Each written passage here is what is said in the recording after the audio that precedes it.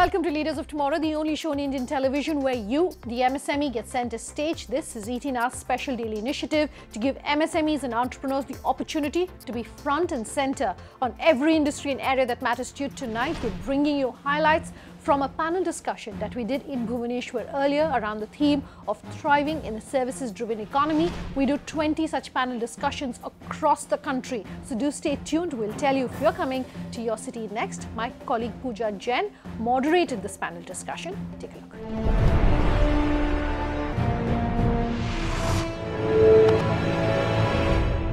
Bhubaneswar seems to be one of those cities that has very tactfully and very tastefully blurred the lines between culture and business.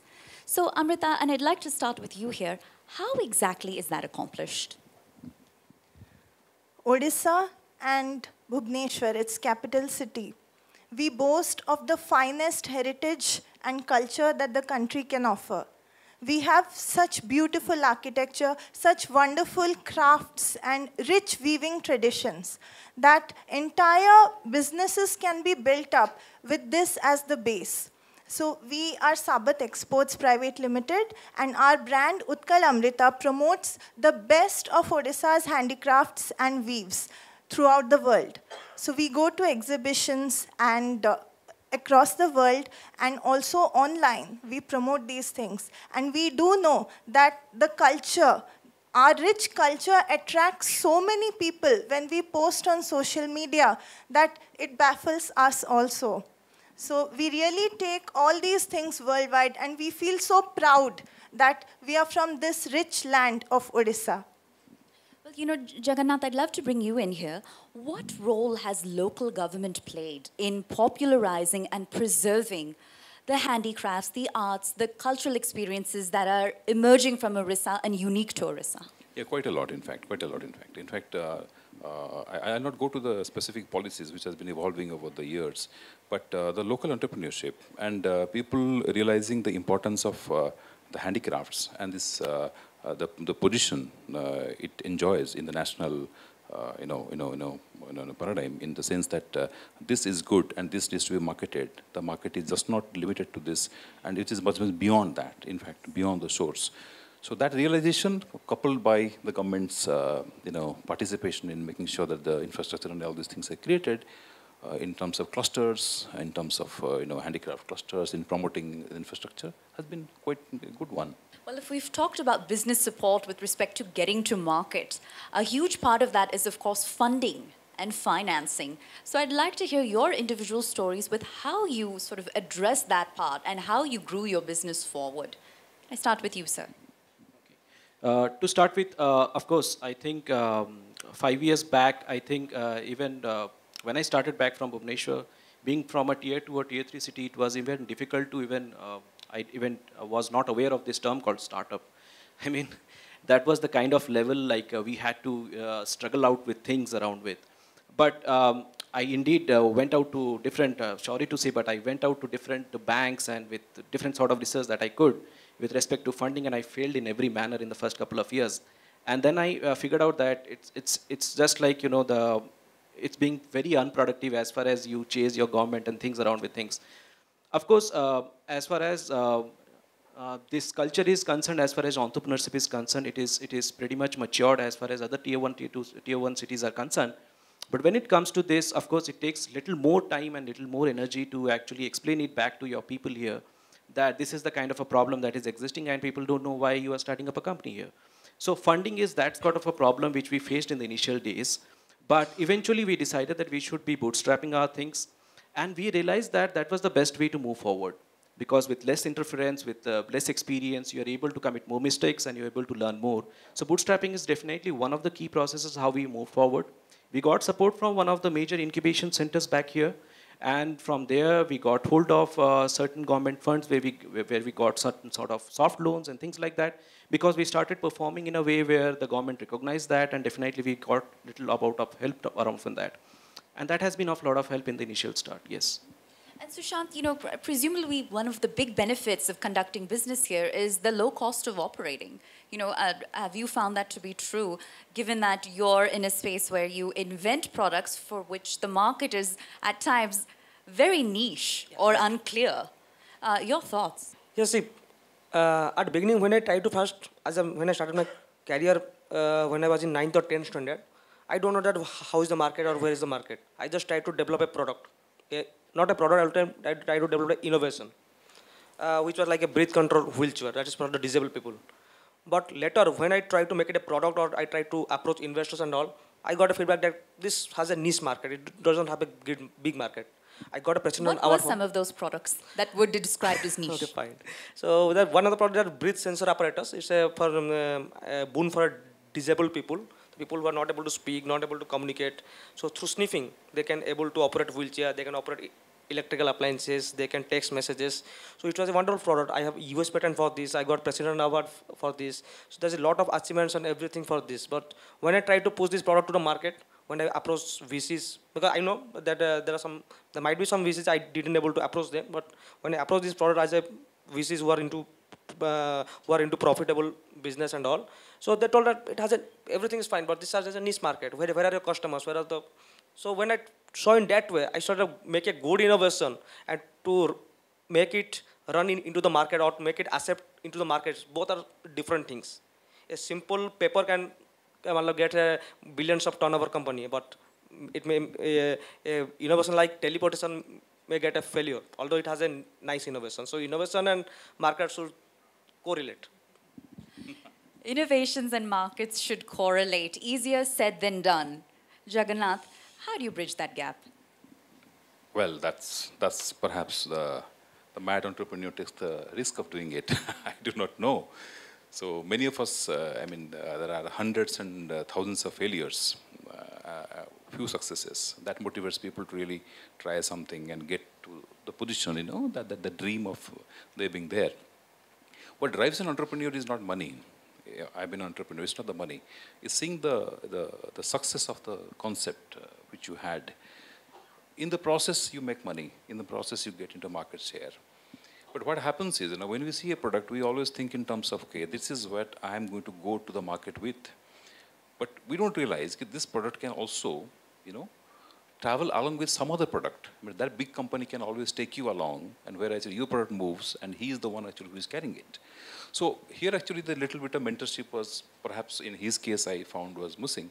Somebody should have guided. Instead of you trying to do it on your own, maybe a strategic partnership or somebody with whom actually, somebody who is already in this industry and you are developing a technology or you're bringing in a technology which would have taken him to that niche would have been an easier vehicle to reach the destination. Jagannath made an interesting point about synergies and a symbiotic relationship.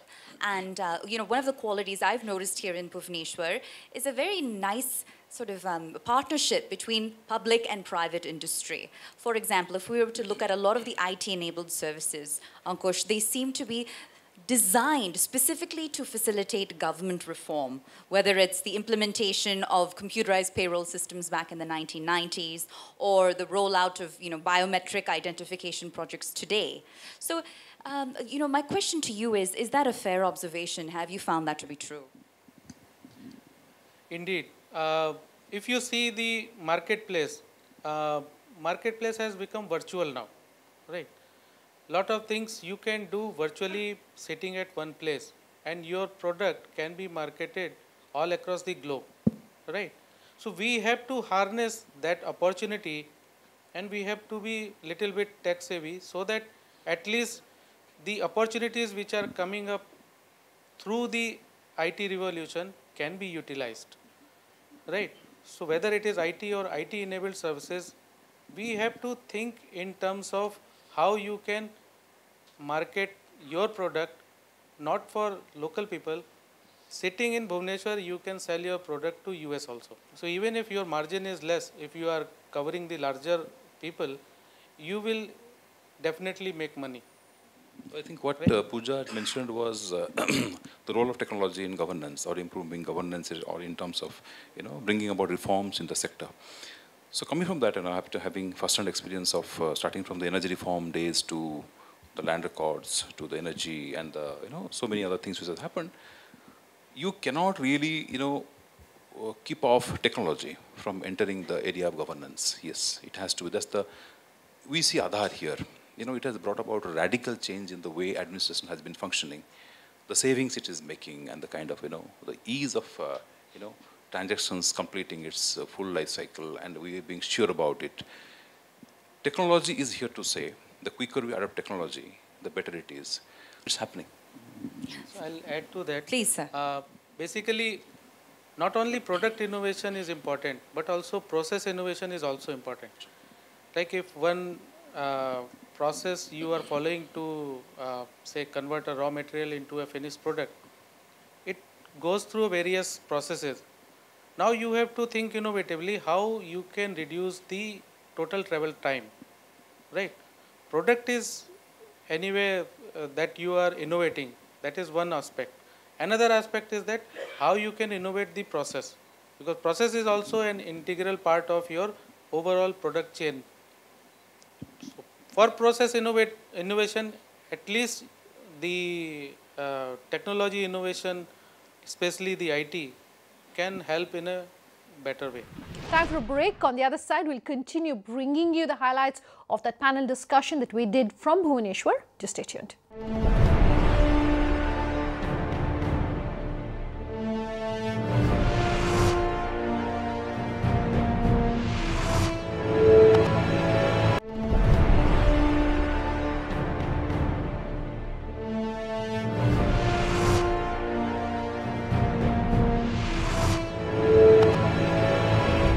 Welcome back. You're with us here on Leaders of Tomorrow, and tonight we're continuing to bring you highlights from a panel discussion that we did in Bhubaneswar. The team from Leaders of Tomorrow does 20 such panel discussions. Do take a look at some of the highlights coming out of this one. Now, Amrita, when one thinks of the handicraft space, innovation is certainly not the first word that comes to mind, right? So how have you leveraged technology in growing your business, given your ambitions of going global with the product? We have used social media in a very powerful way. So the way we use Instagram and Facebook and WhatsApp to reach out to customers globally, so that has caught attention. So where the Odisha weaves have been like sold at very high prices by traders who are from outside Odisha. So they take weaves from here and they just jack up the prices. And you know that women go crazy about our saris and our stoles and our hand-painted things and our beautiful handicrafts. And there are these people who just take advantage of that. Why? Because there are not enough entrepreneurs who are doing it, who are getting into this field. And then the government, they have so many stores of, state emporiums across the country. But then, if you go to those stores, you feel sorry. Look at the state of the walls there. It's shabby. We had been to Delhi and we felt really bad about it. So in every way, we have spent our own money, our own funds to go all out across the world. And we are continuing with that journey. Saswat, would you agree that that's the missing piece of this puzzle, that there is a severe shortage of significant government legislation? And if so, what needs to be implemented so that it makes a difference? I agree with her in terms of back to square one. Like, it's again about marketing itself. We need n number of things to start up something. We need n number of things to do something. I think that is the mindset also of the government as well. To, you go out to them, they put up so much level of criteria and things like that. The startup Odisha policies have been laid out from a long time. And I don't know why these startups are burning their fingers, running after this. I have advised most of the startups to, fund it yourself and just move ahead and just wait for the time when the government will open their eyes and make something for it. I don't say everything is ideal in this world, but definitely there is something that needs to be done from each other's side to make sure that this equation actually works in the next level. But I'm very happy that at least earlier these things were not recognized. We didn't know why we have started up. Now people are embracing that, whether it is media, whether it is our government, everybody, right from colleges even. We see incredible concepts coming out from the colleges itself.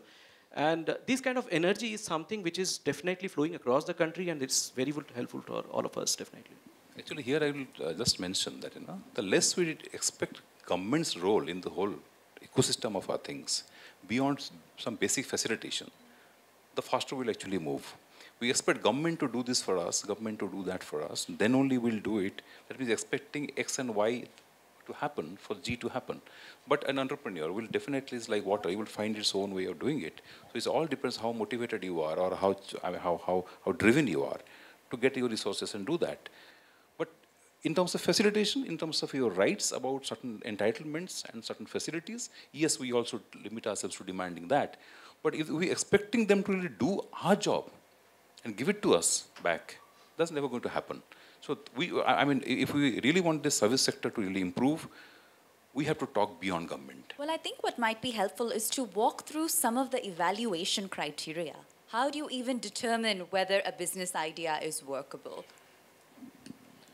So first is, when you think about any idea, first and foremost thing is empathy, right?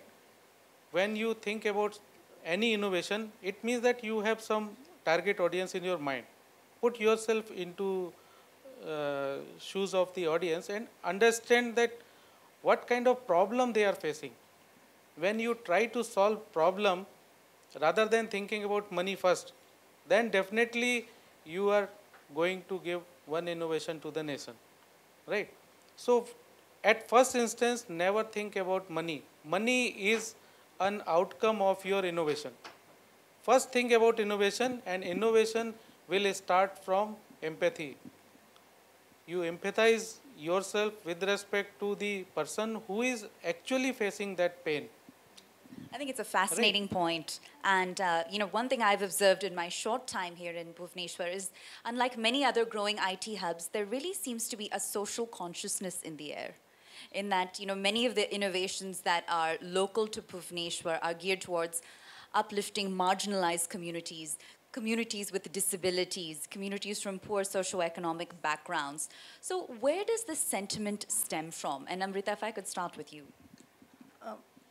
Since childhood, we have seen that our weavers, our artisans, they have not been in a good economic state. And we have always felt that so much can be done with these products. And that's how we actually started this, because we felt passionate about our things, that Odisha's things are being taken by others and being marketed, when our own people, we should take pride in this. It's our things. We should go out with it to the whole world. And the maritime trade of Odisha has been traditionally very famous. We had our people, our traders, going out to Bali, Indonesia, Sri Lanka, Singapore, Malaysia. All of Southeast Asia was covered by our traders centuries back. And that tradition is just gone. And then there is so much which we can do in this field. And I've always said that even if there are 100 startups like us, that will still be less. Because there is so much to innovate, there is so much to give to the world. And of course, we have done it with our own funds. We can say that. We have hardly received any help. And whatever development, whatever product ideas, everything, we have tried to test it, to take it to people, and try to develop it in a very good way, so that people have a very good product from Odisha in their hands, which they would not get otherwise. Jagannath, do you agree with that school of thought that survival trumps innovation? Yeah. You can only innovate, if you survive. So, goes without saying. So, but what, taking from that, there is an adventure in an entrepreneur who would like to go to the new waters and try something new and do something. There's also a skeptic in him also, which would ensure that, okay, I have my bottom line ensured. You need a combination of both. I mean, in entrepreneurship life, you always face the decision: should I do the more of the same thing, or I change track and do something new? Something new means, being agile enough to change your ways, or change your mechanism, change your things of doing the same thing in a different way. That's where innovation comes in. Or, if I do more of the same thing, can I persist doing the same thing again and again? Perhaps I have not tried hard enough. Let me do the same thing again. That's entrepreneur's life is, fraught with such challenges every day. You have to take such challenges. And it's you actually who has to decide. No mentorship works here.